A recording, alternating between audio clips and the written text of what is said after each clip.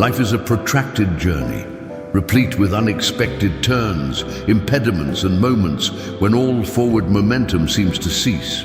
How often have you found yourself traversing your path in solitude, even when encompassed by a multitude?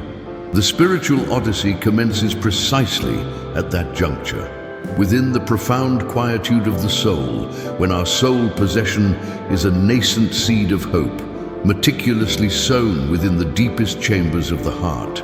Faith is not defined by the absence of fear, doubt, or pain. Instead, it is the unwavering perseverance that persists even as these challenges accompany you on your journey.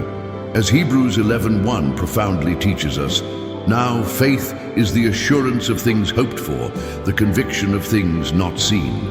And it is precisely this assurance that initiates the profound transformation of our life's trajectory.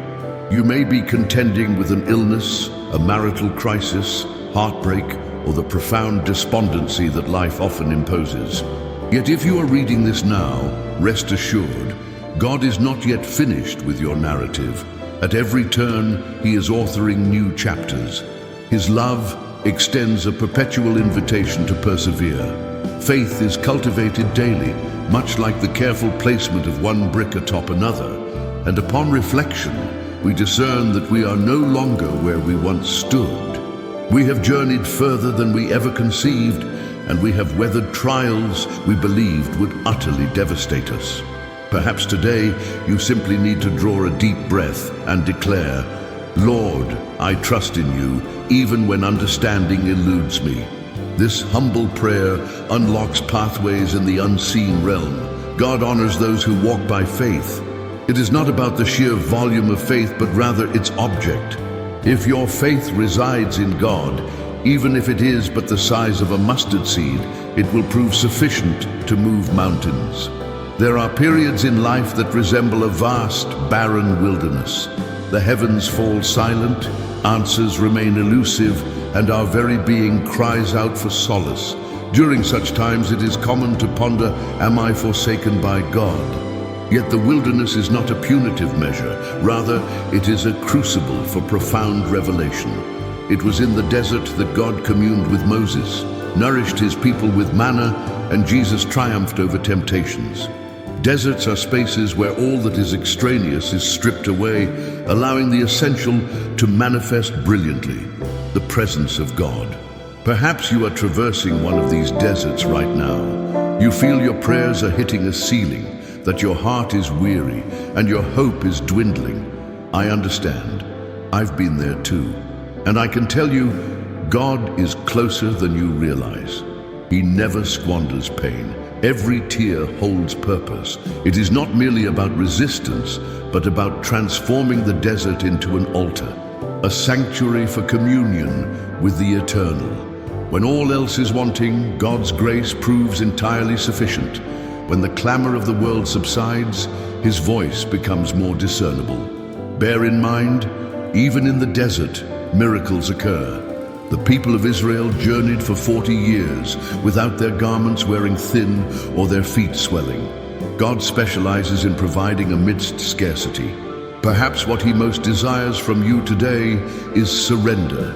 Not the surrender born of resignation, but that of profound trust, the kind that bows the knee and declares, I may not know the way, yet I will follow your voice. Such faith is what truly moves the heart of God. Before we proceed to the next segment, I'd like to extend an invitation. If this devotional resonates with you, if it's proving meaningful on your spiritual journey, please consider subscribing to our channel. I am here daily, sharing insights that emanate from on high, and I genuinely wish to continue journeying alongside you on this path of faith. And on a personal note, please share in the comments how this journey is unfolding for you. Which part of this devotional most profoundly touched your heart? Let's cultivate a community where faith is not merely felt, but actively shared. I am genuinely eager to read your story, pray for you, and witness what God will continue to do in your life. Most of us tend to await the extraordinary as proof of divine intervention. We anticipate monumental signs, audible pronouncements, and instantaneous, sweeping transformations. Yet, the profound truth is that God's most significant miracles are often veiled within the unassuming, nestled in the minute daily details that frequently elude our perception. Look around you. The mere fact that you awoke today, that you are breathing, and that you have access to this devotional already stands as profound evidence of God's meticulous care. He does not absent himself from the quotidian. On the contrary, he subtly embeds himself within the fabric of daily life, so that we might truly encounter him with our hearts. The Bible is replete with examples of ordinary miracles. A fish bearing a coin in its mouth, a modest flask of oil that never depleted, a mere touch of Jesus' garment. Simple occurrences, yet imbued with celestial power. Do not disdain the ordinary, for often it is precisely within the commonplace that the divine manifests. How often have you been given a word of solace precisely when you needed it, or found an unexpected door open for you? That, too, constitutes a miracle. Miracles are not confined to instantaneous cures or dramatic salvations. A miracle is finding tranquility amidst pandemonium, or sustaining hope in the face of profound ambiguity. When we cultivate the sensitivity to discern the divine in the most subtle aspects of life, our gratitude amplifies. Gratitude, in turn, functions as a lens that magnifies the manifestation of God's hand in our lives. With each sincere utterance of "thank you," you clear more space for the divine presence to exert its influence. Today, I invite you to cultivate attentiveness. Observe someone's smile, the sunset's splendor, the sustenance gracing your table. Discern the hand of God in the exchange with your child, in the memory that kindles warmth in your heart, and in the unseen deliverance that nevertheless safeguarded you. Here's an exercise. At the close of this day, jot down 3 minor miracles you've personally experienced. Even if they appear unassuming, you might then discern that you are, in fact, encompassed by evidence of divine love, though you remain entirely oblivious to it. Yes, he is here, not merely in the temple, nor solely during worship services or special events. He is with you on the bus, in the kitchen, at work, during sleepless nights, in moments of silence, and he desires to be acknowledged. When you perceive him, your faith grows, and the mundane becomes sacred. To trust without seeing. This is arguably one of the most profound challenges of Christian faith. Belief comes effortlessly when circumstances are favorable. But to believe when everything around us seems to crumble, that is genuine faith. Enduring faith is not born of fleeting sensations, but of conscious decisions. It is the choice to remain steadfast, even when one's emotions counsel surrender.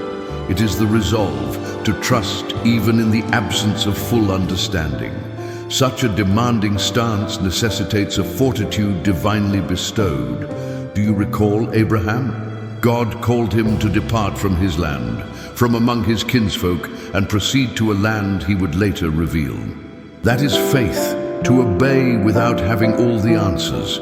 Subsequently, God asked something even more challenging of him, that he offer up his son. And Abraham trusted implicitly, even without comprehending the rationale. This is the faith that endures, the faith that does not falter amidst suffering, but that traverses it. Perhaps you are navigating such a season. The path ahead has vanished. Your strength has waned. The heavens seem like bronze. Yet I wish to impress upon you a profound truth. God remains God even amidst the silence, and he continues to pen your narrative even when you are unable to discern a single line. Enduring faith is constructed from bricks of unwavering trust. Every prayer, every tear, every resolve to abide in God, even when circumstances conspire to drive you away, this forges an eternal edifice. Peter began to sink the moment he averted his gaze from Jesus and focused on the tumultuous winds. Yet as he cried out, "Lord, save me!" he was instantly rescued. Jesus never fails. He permits us to learn, but he never forsakes us.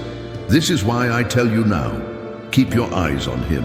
Even if the sea rages, even if the night is dark, even if everything within you yearns to surrender, look to Jesus, for it is from him that your succor comes, and he is already on his way to meet you.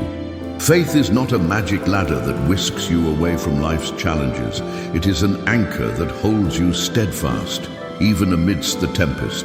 And when you stand firm, a profound transformation occurs within you. You cease to be merely a believer and become an unshakable individual. Someone who comprehends divine fidelity not merely through doctrine, but through lived experience.